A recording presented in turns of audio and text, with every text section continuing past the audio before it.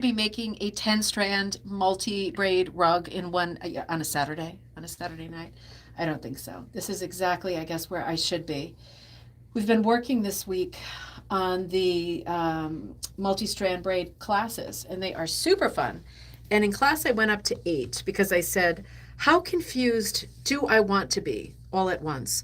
And the answer is more confused, because tonight I thought, dang it, I'm doing a 10 strand. Let's go to 10. Let's go. And you know what? It's exactly the same as doing an 8. So if you've been doing the class with me, if you're returning for doing the class, if you're about to do the class, yeah, I've got 10 strands of t-shirt material working right here, and it could not be any easier, right? Under, over, under, over, under, over, under, over, under, over, under, right into the rug. It's so cool because this type of braided rug does not involve lacing, which is probably your favorite part, I'm being sarcastic, of a traditional braided rug, a 3 strand. This one does not involve lacing and butting and all that stuff, because when you get to the part where you meet up with the rug, you're literally, it's over, under, over, under, over, and then it's under time, and you actually go under the loop on the rug, and you connect it right there. So if you look at the way my stuff looks here, all these 10 strands, it actually looks more like weaving, doesn't it, with the under, over stuff. And I tend to think of it more like that, particularly with this many strands. It really is fun and it's relaxing. I just lost about 3 or 4 hours of my life. Just, it wasn't that much, was it? Maybe it was 3 hours. Maybe it was 3 hours. Yeah, kind of fooling around. We a trip to Firestone in there though, right? They thought the car was broken, and there's actually nothing wrong with it, but it wouldn't start last night, probably because it was negative something degrees. It's funny with this rug, as you can imagine, because of the size of it, right? This many strands right here, where my hands are going into it as I go around. So look at this right here, right? Look at this many strands. This is how big the rug is growing right now, right? So every time I go around, it's getting that big. It's like a spiral that keeps getting larger. I'm stopping at 10, so it's not going to get any larger than this. But one of the things I really like about this form, are you getting a real close-up? Yeah. Is as you're weaving it, you can clearly see this one's over, this one's under, this one's over. And it's like if I get up to go to the bathroom or I need some more Doritos, something like that, it's very clear that this one's under, right? And it's very clear that this one is over. So I know exactly what I'm supposed to do. Clearly under, right?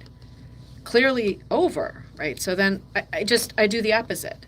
And I'm weaving it just like one of those little pot holder things, right, from when you were a kid. And it's as easy as that. And then again, when I get to the end, I go to the next. I just did this loop on our last go.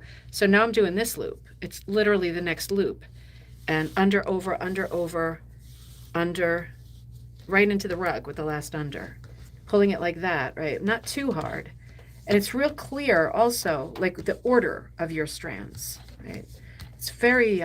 It's very repetitive. It's literally under, over, with increases. And that's the part that you have to learn, and that's the part you have to remember, is that the increases are going to come at you. And if you miss the increases, if you miss a few, who cares? But if you miss a ton, your rug is going to start looking like a bowl, right? Because it's going to cup right up. Like mine did. Like yours did. But I mean, hey, Settled down a little bit. Very artsy fiber bowl. Yeah, yours settles down a lot.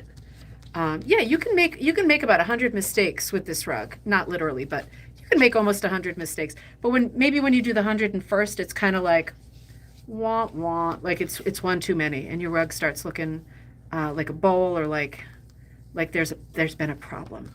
But it takes a lot. It really takes a lot. You can imagine with this form of rag rug, you can make a lot of mistakes. Now, I don't want to make a mistake here, right? Because what I want to do next, let me unclip. I'm going to unclip for you so you can see it better. I don't really need to stay clipped at this point. But the thing about this rug is this is my middle here. So I'm identifying my middle loops as these two. And when I've got 10 strands, I need to make 10 increases. So 2, 4, 6, 8, 10. I'm going to make my 10 increases here. So what's an increase mean? Increase means you have to increase the number of stitches you're putting into that hole. So I with this form, you make 1 stitch, so an increase would be 2. So I'm doubling. So you're going to put two stitches strands here. 1, 2, 3, 4, 5, 6, 7, 8, 9, 10. Because I've got 10 strands, so I need 10 increases right around the top and bottom.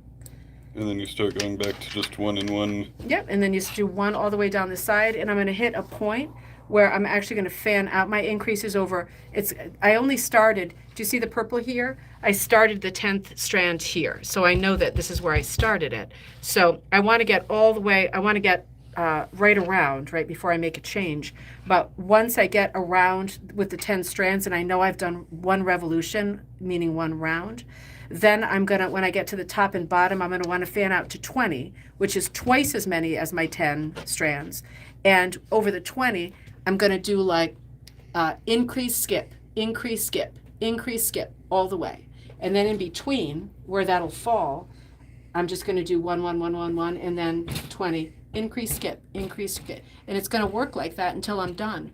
And then when I am done, it's very easy to hide the ends because I literally just cut them, leave half of them on top, every other one on top, right? And you can see how right now, if you look at this close up, I know you've already seen it, but it's very clear that some of them under, over, under, over, under, over, under, over, under, over. When you cut them about 2 inches. I'm not gonna do it now because I'm not ready to end. You cut them about 2 inches long, and then you literally weave the ones that land over into the top and the ones that land under into the bottom. And when I do that, for example, if I was fooling with this one and this, I was ending with this periwinkle color here, there's no periwinkle here, so that's a bad example. But say I was ending with the green, right? There will be periwinkle in the end all through it. But if I was ending with the green, I would try to weave it. I'd cut it to 2 inches and weave it with the other greens, just like going with the flow, right? Going with the tide, because that's the best way to hide it. So that's really easy to do. That's really easy to remember. It's really easy to do. This is such a raggy kind of a rag rug that I have about 1 million ends hanging out here. And yeah, I mean, you can see some of them, but I can also hide them better. And I haven't even gotten to the hiding stage yet. But at the end of your rug, if you want it to be one-sided, you could absolutely hide all of your little knots, right? But if you want it to be two-sided, you have to be at peace with there being some joins showing. Because with this form, the way that we join everything is with the bow tie join. And it's like this, right? Here's the end. I don't have much left. I'm about to get in trouble. I give it a little clip like that, right? Not like the Grand Canyon, but just a little clip. And then I take a length of this. And for me, when I'm doing this rug, this kind of the multi-strand, I like to do about 1 yard because I feel like longer is going to get all tangled up, and I feel like shorter, it's going to be like Groundhog Day because I have to keep making these joins constantly. So I literally put that through the hole, and now this is going to be that Greek snake eating its tail, right? And I'm going to actually put the tail of the piece that I just strung through its own little mouth and then just smooth it down like that. And I've added a big long piece there, and I can keep going with the fun. So if you've taken this class with me this week, or if you're about to take it on Sunday, I'm going to say, you know, if you feel like doing the 10 strands, do the 10 strands. I mean, it's not like at 8 strands it goes slow. This rug goes fast regardless. But doing the 10 strands is no different than doing the 8. And, you know, along those lines, I'd say, hey, if you want to do 12, do 12. You add in odd numbers. So it's real easy to add, and it doesn't change the under, over, under, over. It's very repetitive, as my mouth is as it runs. But I'm trying to make the point that this is real easy. You have to be at peace with this being fiddly, because while it's easy, it's still super fiddly. And there's nothing to be done about that. You just have to be at peace with figuring it out and knowing, you know, you're going to confuse yourself and you're going to have to look a lot at how it's going. I think I'm going to put together a written document tonight, and I'm going to bring it to class tomorrow because I'm going to be in person in Connecticut tomorrow. Uh-oh, see, what have I done now? It's very easy to screw up. And when you screw up, you just go backward a little bit like this. So I can see this is correct. I don't even know what I did the first time, but this is clearly correct. It's very easy to see because half of it's under and half of it's over. And can you see here that this is my last loop before my pin for the increase?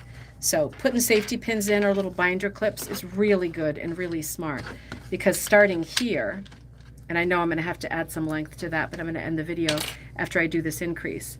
Let me hide this little piece first, right? OCD hiding. So I'm going to do an increase. I'm going to show you one of those guys because they're so easy.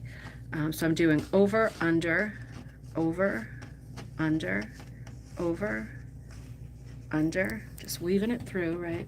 Over, under, over, and this is my first increase in this one that I just marked. So that is my normal stitch, and because I'm increasing, I have to put an extra one, or I wouldn't be increasing, right? I wouldn't be going up in number if I was doing the same number. That doesn't make sense. I'm increasing, I'm adding. So this is going to be the second one going into that one hole, and then I think we'll log off because I'm getting tired and I'm going to get cranky soon.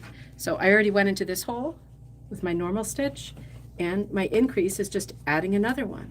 So adding two, adding one extra, meaning a total of two. Look how many strands I got going here. I know I have to add to this guy here, and I will. 10 strands. Not bad, huh? Look at that. Look at that. Look at the speed that this rug is moving at. Isn't that crazy? It's nuts. Isn't it? Sharon Waddell said hello. Hey, Sharon. Saturday night fun. Da da da da da da. It actually is really fun. It is really fun. I kept wondering what it would be like to try to move from 8 to 10, just in terms of confusion and having to keep joining, the material up. And yeah, it's what's the difference between 8 and 10 in terms of percentage? It's like 20%. 20% more annoying making the joins. Yeah. But it's really not, it's not that much. 20% is not that much. If an item were 20% off, like a garment, I'd be like, yeah, that's not enough for me to buy it. So this isn't enough. 20% is not enough for me to not want to keep going with the 10 strand. I'm not going to do a 12 strand tonight, though. I'd rather have some sleep than experiment with the 12 strand. So I'm going to join, and then I think we're going to go. And we'll take some photos in class tomorrow when we're in Madison teaching this. I'll probably only go to the 8 strand in class because it's a lot, isn't it? But really fun, huh? Wasn't it fun? Definitely. Fun Saturday night? Yep. Woohoo! I guess I'll see you all soon. And if you're taking that multi-strand with me, I'll see you on Sunday night. So I'm going to be in Madison in person during the day. And then we're going to fly back to the studio. And then I'm going to run the multi-strand class for the people who are on that tomorrow night later. So I'm running it twice tomorrow. So we better get out of here because I'm going to be so multi-stranded out. It's going to be ridiculous. Happy Saturday night, everybody. It's great seeing you. And if I don't see you this weekend, I'll see you on Monday for coffee time at noon Eastern Central Time. I'll see you then.